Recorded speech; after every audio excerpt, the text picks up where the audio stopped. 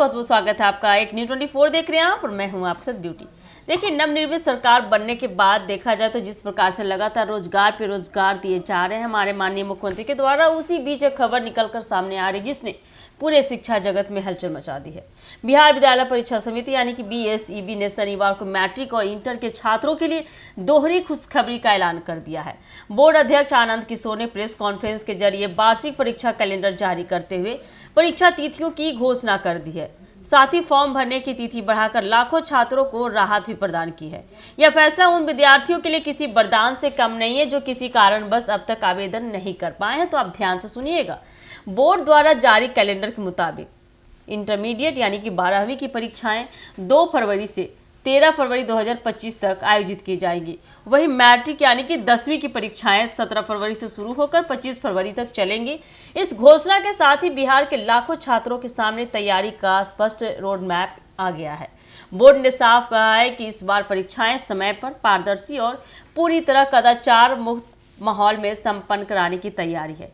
परीक्षा केंद्रों पर निगरानी बढ़ाई जाएगी और किसी प्रकार की गड़बड़ी पर त्वरित कार्रवाई होगी।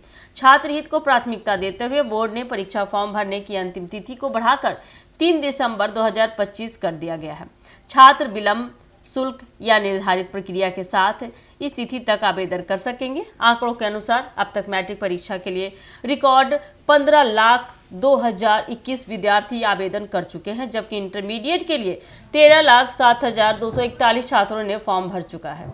बोर्ड अध्यक्ष आनंद किशोर ने सभी शिक्षण संस्थानों के प्रधानों को सख्त निर्देश भी दे दिए कि विस्तारित तिथि तक अपने संस्थान के छूटे हुए छात्रों का फॉर्म हर हाल में भरवाएं।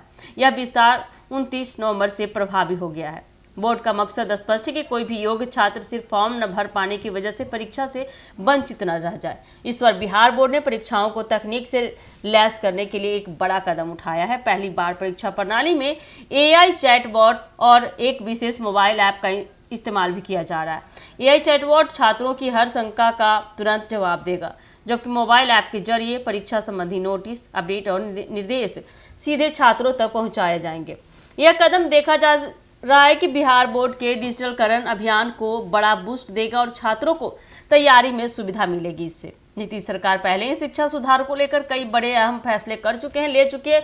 अब परीक्षा प्रक्रियाओं को हाईटेक बनाकर राज्य के छात्रों को राष्ट्रीय स्तर पर भी प्रतिस्पर्धी बनाने की दिशा में एक और मजबूत कदम उठाया गया है।